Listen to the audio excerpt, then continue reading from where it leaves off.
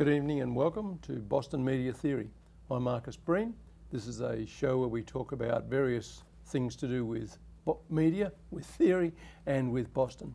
Obviously, it might include any number of people and any number of interests: academics, researchers, consultants, activists, social movement workers, any number of people, and including, of course, creative people such as poets and, I'm happy to say, playwrights. So tonight we have with us Ronan Noone, and we're going to talk about Ronan's work as a playwright. We're going to talk about writing, theatre in Boston, and also take up, perhaps if you like, the theme about what it's like being an Irish person in Ireland as a writer and then working in the theatre. So Ronan, welcome. Thank you. Nice to be here, Marcus. Great to see you. So what is it like in terms of, just jumping straight in before we get to a little bit of personal history, what is it like being an Irish person working in the theatre in Boston? It was marvellous. Yeah, Boston gave me a platform on which to be able to be creative. I remember I went to Sundance at one stage back in 2000s, and I met an Irish dramaturg out there, and I said, if I want to put on some plays over in Ireland, now that I've immigrated to America, he said, I wouldn't do that. He said, playwrights are 2 a penny over there.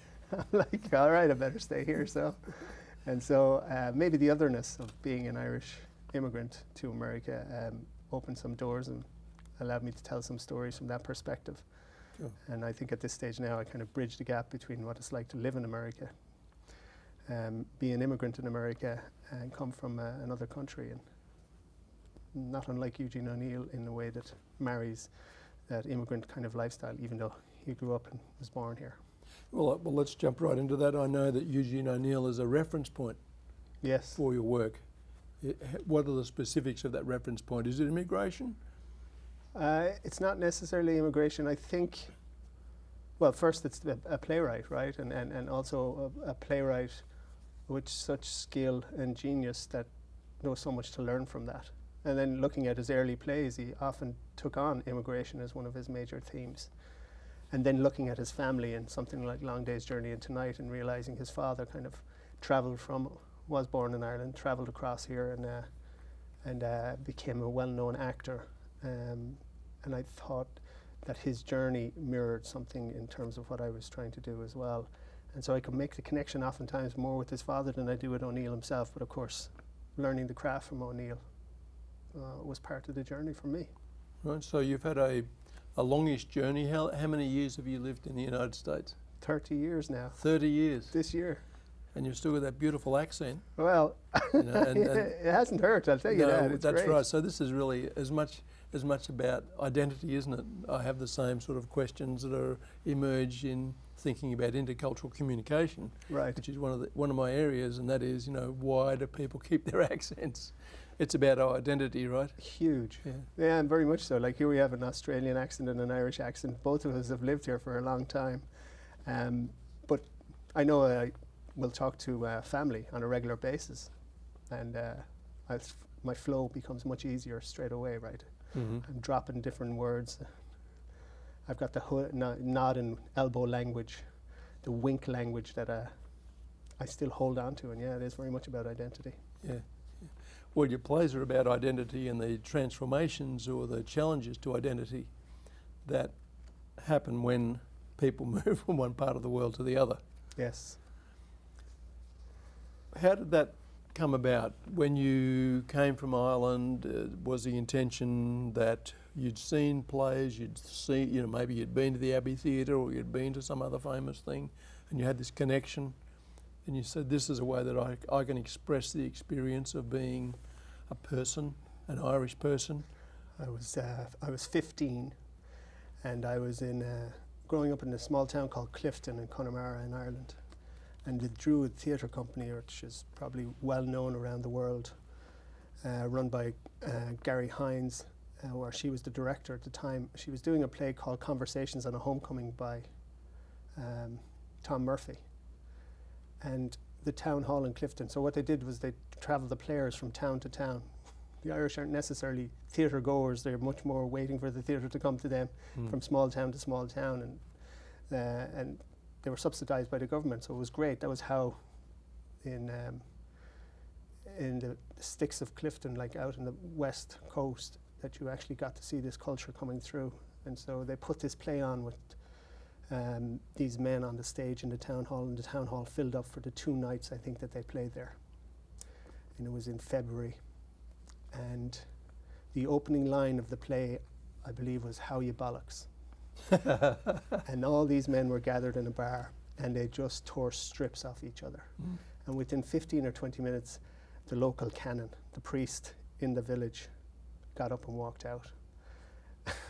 That's significant. That was significant because I thought this mirrored how I could see life in Clifton, but they were saying things on the stage that you wouldn't say out loud necessarily. So it was like sinning without committing the sin. And I thought this was a great way of illuminating the hypocrisy that I could see around me, not just here in Clifton, but in Ireland, in terms of social conscience. And make the priest walk out after 15 minutes. I said, I want to do that. And there was a contrarian edge to it. And so there was also the sense of that you could affect people like that in a way that you hold up the mirror and they could actually see the hypocrisy around them. And whether they walked out of some sense of pride or out of some sense of shame, one way or the other, I thought this is a wonderful way to tell a story. And that's where I caught the bug, which led me to working in writing, which took me to journalism in UCG, University College Galway. And so I worked in journalism for about a year in Galway, the Connacht Tribune and Western People in Mayo, and eventually ended up out in Prague and working for the Prague Post. But at the time when I was completing my higher diploma in journalism, they told me that my stories that I was writing weren't fitting the formula. And I didn't understand at the time what that meant, but what they were telling me was I was much more of a creative writer than I was in terms of fitting the formula of the objectivity that you probably need at times in terms of journalism, and not so much lyricism, which then led me to write plays. And the first play I wrote then was about the church abuse in Ireland. And you'd see stories in the newspaper, and I often wondered why this wasn't becoming much more available, why wasn't it a part of the conversation. And I immigrated to America with one of those plays in my pocket. And then I ended up down in Martha's Vineyard, where I ended up working in bars and painting houses and whatever odd jobs there were. I said, this is wonderful. If you're going to come to America and immigrate, Martha's Vineyard is a great place to go. In the summer especially. In the summer especially, right? And you're bartending and whatever. This is just marvellous. But I knew after about 3 or 4 years I couldn't keep doing this. This wasn't what I wanted to do. So I took the play out of my back pocket, and I asked the local theatre down there, Martha's Vineyard Playhouse, which is a wonderful theatre down there, and I said, what do you do if you want to learn more about the skills? And they said, I think Boston University have a programme. And so I looked that up and submitted the play, and they admitted me in, and we workshopped that play with Derek Walcott and Kate Snodgrass. No, really? And he took me under his wing very much so, and encouraged me, and gave me great endorsement in terms of it. And I took that play and we ended up bringing it to the Kennedy Centre. And it was caught by the Boston Globe just as the church crisis was breaking here at the same time. And so the play was a prescient in terms of that. And I didn't look back after that. We had the good fortune to have not only Derek Walcott as a mentor. Yes. You had the good fortune, unfortunately, to have an insight into the abuse by the Catholic Church and by priests in the church. Yeah, you could see it, and you could see the effect it had on people. Absolutely. And it was a story that I ended up telling in a bar, not unlike the Tom Murphy play that took place in the bar. And I could see how you could put people's souls on the stage, and just like an onion, you peel away until eventually you just came to the core root of the problem and admit to the secrets. And that was this play, The Lepers of Ballybosta, which started me on the journey. Wonderful, wonderful. It reminds me of the comment by the French theorist and critic and self-proclaimed communist Alain Badaud, who says that there's nothing like theatre there's nothing more real than theatre, you know, because it's the complete engagement with other human beings. All in the same room. We're That's all right. live, right? And the blood is flowing through us. And the ephemerality of connecting with somebody on a stage, it's ephemeral, that you're connecting, but you can't understand it necessarily. But when somebody cries and you start feeling the tears welling up in your eyes, the catharsis that occurs, I mean, when it works, it really works. When it doesn't work, it can be brutal. Yeah, that's right. When it works, it's marvelous. And it is a unique experience that I think we could say that it would we would have a better world if more people had the experience of theatre. Do you think? Do you think it has that kind of both catharsis capacity, but also a kind of empathy building, empathy capital, if you like? I think very much so. I think many ways great theatre can illustrate issues that you can't articulate necessarily for yourself until you see somebody on the stage going through it. And then you start recognizing moments in your own life that you're starting to see in stage, and when they culminate together and you collate them, you can actually then understand something that you're going through yourself. And you don't realize it until the theatre kind of presents it to you. And that's where we get heroes and anti-heroes from, and those moments become really special. They're hard to create, and you also need great actors to be able to dig into their souls and transfer those emotions out into the audience. And it's sometimes dangerous to dig that deeply. Well, we're encouraged not to. We're encouraged to avoid danger, aren't we? Well, this is it. And that's why you need the theatre, right? You need that great actor to go deep into their soul, and then they limb that journey for you. And sometimes you don't even realize it's happening until it's over. Yeah, that's true. I wanted to read this to you, Ronan, because it struck me as quite remarkable, which is, and you can tell me who wrote it, but it's about you.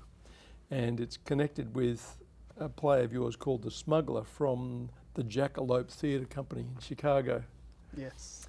And this is the description.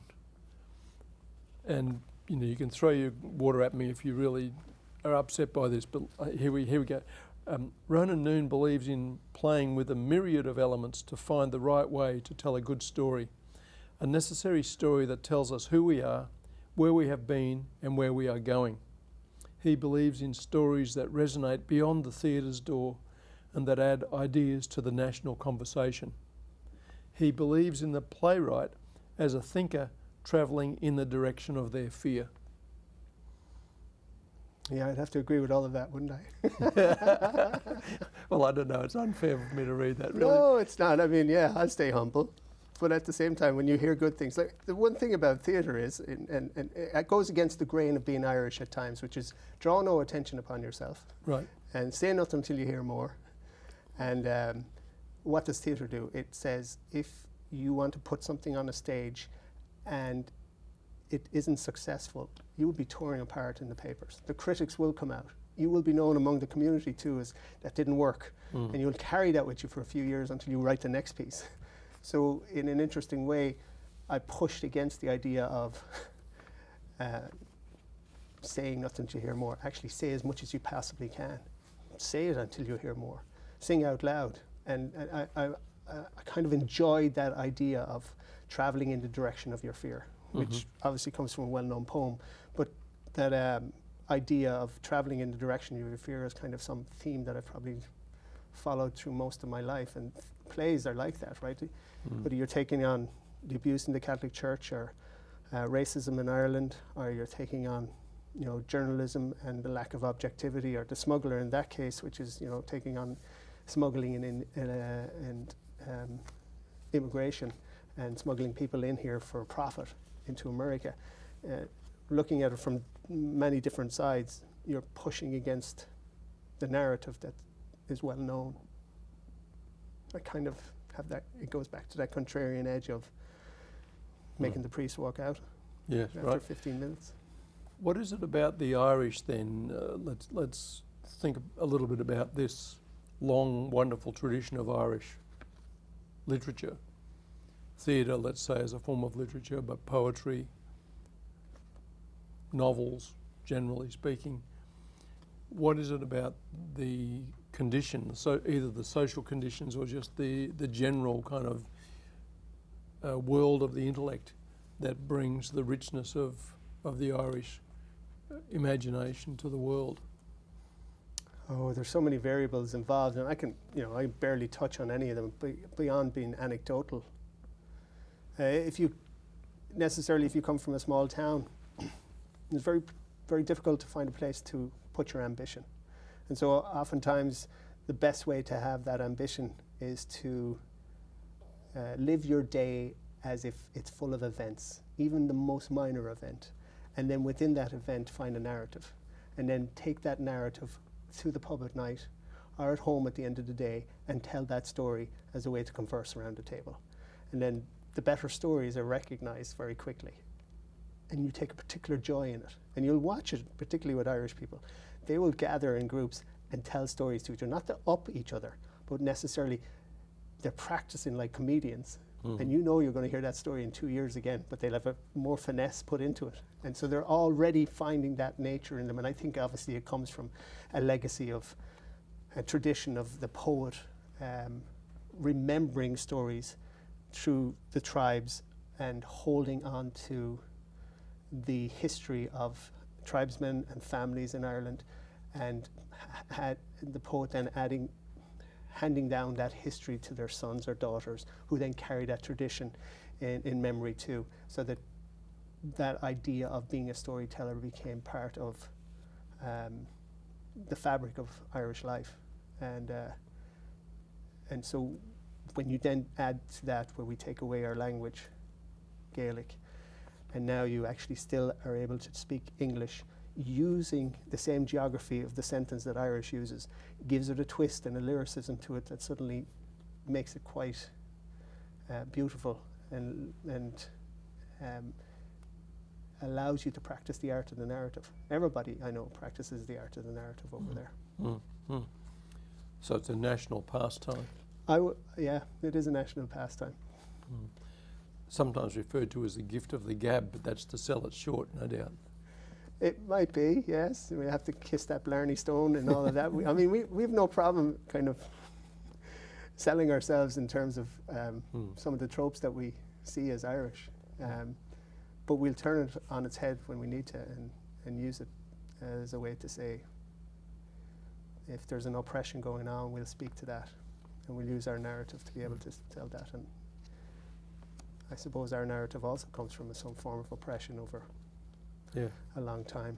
Well, we've seen very fine statements from, I would imagine, at least politically surprising places, prime ministers and so on in the current situation, saying that Ireland shares with the Palestinians a specific history, this kind of connection to oppression, this connection to the idea of having lost something. Yeah, they did. I noticed that recently as well. I noticed that too, and I noticed it even when I was growing up. There was a lot of scarves that you see worn by students when I was growing up. But I think you'd see that in many places around the world where the Irish kind of find themselves saying, we recognise when things are out of whack. Let's change tack for a little bit, if you don't mind, because I don't want to run out of time on giving you the opportunity just to talk about your plays and how you go about the specifics of identifying either topics or subject areas or approaches. For some of them, you've talked about already the lepers of... The lepers of Baile Báiste, which reads as Baile be town in Irish, in Gaelic, and Báiste be rain, or a baptism, so it would be a rain town. So. Oh, okay, right. So how do you go about what happens when, in the process of being away from home, let's say as an immigrant, being here in Boston, what kind of energies or forces do you think of as being at work if you were to sort of take a sort of metacognitive approach here and think about your own processes of writing? Oh, that's a difficult question because at the moment too, I'm going through the phase where I'm like, what's the next subject I want to write about? And oftentimes it's a subject that that I feel the light needs to be shone on it. And how then do you tell that story, and at the same time, and I said it's not to be pejorative, how to make it entertaining in a way that people would say, okay, I'll come and see that story. How to not bore them, and at the same time not be teaching them anything. You're not in the business of teaching, you're in the business of putting fully three-dimensional characters on stage who move a story forward, and at the same time deal with issues, usually in a 2-hour period that oftentimes for you and I would take over 25 years or 30 years. So you're really compressing time in that, and then you're trying to have an arc to that story that reveals a climax. So for instance, The Smuggler, which you mentioned there, is a play that started because when I came to America, the first thing I saw, I went down to New York and I went to Ellis Island, and I saw an anecdote on the wall where this Italian man said he'd learned 3 things when he came to America because he had heard that the roads were paved with gold. He had learned that 1, the roads weren't paved with gold, 2, they weren't paved at all, and 3, he had to pave them. And so I took that with me in '94, and I went, oh, there's something good there. And then in around the early 2000s, I took some of the journalism skills, and I was working with a young Brazilian woman who wanted to tell me her story of having come across the river from Mexico into America. And she told me in translation, because I had a Portuguese translator with me, and she had heard I'd worked, as I said, in journalism, and she told me that when she came across, the coyote in the dark told her, keep your face down. And at the time, I think customs and enforcement were coming through with flashlights, and they'd shine the flashlights across the field. And he said, keep your eyes closed, because the flashlight will capture the glint in your eye, and then they'll know you're there. So you have to keep your eyes closed. And I love the idea. Not that I loved the idea, but the metaphor of having to keep your eyes closed when you're coming in to America as an undocumented person actually represents the metaphor of the way that America deals with immigration, and then particularly when it comes to refugees, asylum seekers, and the undocumented. The idea of keeping your eyes closed, not allowing you to shine a light on it in the right way. Those 2 ideas then start setting off an idea for me to start writing a play. Right. So then you find the right character, and then when you have the right character, you open the play with something like this: I am an American. I may not sound like it, but I am. And so even those first 3 words of the play document what the American dream is about, right? We come from all over the world where all the colours bleed into one, but you might have a different accent. But today I'm as American as I am Irish. And we're here in Boston, and you live in Boston, you work in Boston, so we've got this very Irish town, Irish city. Very much so. Is that how you feel about it? Does it feel like a home away from home at all, or is there something else? Or is there a sort of level of comfort about it? I don't find it that way, but maybe you do in a more direct sense. It's interesting, right? Because when we came over here, right, and you came from Australia, right, the connection you could make to Ireland or to wherever you came from was usually with some social club, or going down to a local bar, and maybe you bump into somebody. But now, I pick up my phone in the morning, the app is open to an RTE station, an Irish station, and you put that on, and next thing you're listening to the news in Ireland in real time. And you're hearing the accent, you're hearing what's going on, but you're not necessarily living over there. Yeah. And the sun is shining here, and the weather has been told that it's over there, it's raining. I'm not going to say, but it's true. I do like that sunshine, and I don't want the rain all the time. So both of those things help me out in terms of keeping my Irish. So yes, this is a home. This is home, right? This is where I have a family. But it's only 5 hours across the ocean, and next thing you're over. And in fact, if I think about it, Ireland in many ways has become more American over the last 30 years in the way I've witnessed things occur over there. Yes, I'm afraid that I would say, sadly, that's the same in Australia. I don't think it's a good thing. I'm a great believer in what we might think of as indigeneity or indigenous national cultures, Yeah, well, rather than the great levelling of everything. absolutely. And yes, there's a cultural heritage that you have to hold on to, and you pass it on, just like those poets from the past, right? They hand it on to the next group of people that come through, wherever they come from. But it's what makes you distinct, and it holds on to your identity. Going back to the very first thing you said, where's your accent from? That's right. Yes, yes. The most recent play that of yours that was performed, and we've got 3 minutes left, this is unfair, but was The Thirst, which is a play that resonated with me because it explored women, particularly Irish women who came to the US, maybe to Boston, and worked in a domestic environment, right? Worked as domestics. And that's what my grandmother did. She wasn't in that, I suppose it's fair to say, she was Protestant. We're from a Protestant family, so she wasn't in that great other kind of upheaval, but it was a similar kind of resonance to this idea of, well, how do you make it, right? And often it's not all that easy, is it? Hasn't been, and this is maybe this is where one has to admit to both fear and also challenges of recognising how to describe oneself within this great movement, this migration. I think I wrote Thirst, which tells the story of what goes on in the kitchen while Long Day's Journey into Night goes on in the living room. So the dysfunctional Tyrone family that O'Neill wrote about, I wanted to put something in contrast to that. So here was the women he mentioned in his play, and I turned those women into full-fledged characters. And I wanted this story to, in some way, encapsulate what that experience was like. I read the books, I felt the Irishness coming through me, and then I was able to actually tap into what it was like for me to leave, to uproot yourself, the deracination that occurs, and then to find a place to be able to put down those roots. It's never an easy struggle, no matter where you come from. And so oftentimes you can get lost in that battle. But in this case, I wanted to make sure that these women could see that there was a way to move forward. And the play actually in many ways is a tone poem to the idea of leaving home and then eventually finding home in America. Play I'm very proud of. So you should be. Thank you. I think it's a wonderful body of work. What else have you got? Let's see in the last minute. What else have you got? So we looked. You've got some copies of. Yeah, this was The Smuggler. This is the one you were just talking about, right? Yep. And the Lepers, which we started off. The Atheist.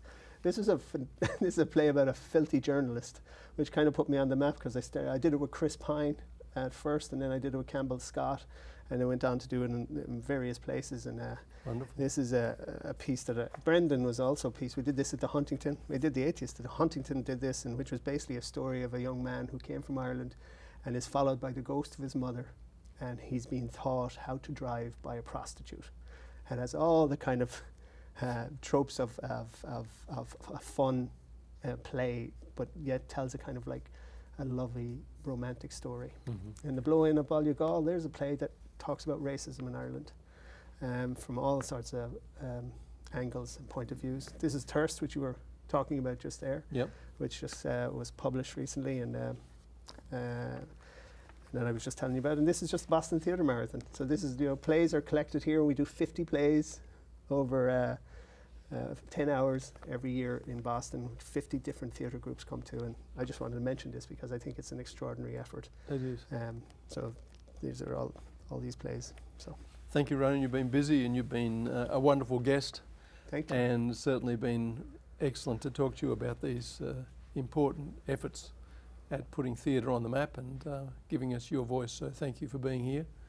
And perhaps we can get to talk again about some other things to do with Ireland and writing. I have plenty to say. Okay. Thanks for having me. You're welcome. And that's it from us. That's it from me, Marcus Breen, and from Boston Media Theory. Until next time, keep on mediating.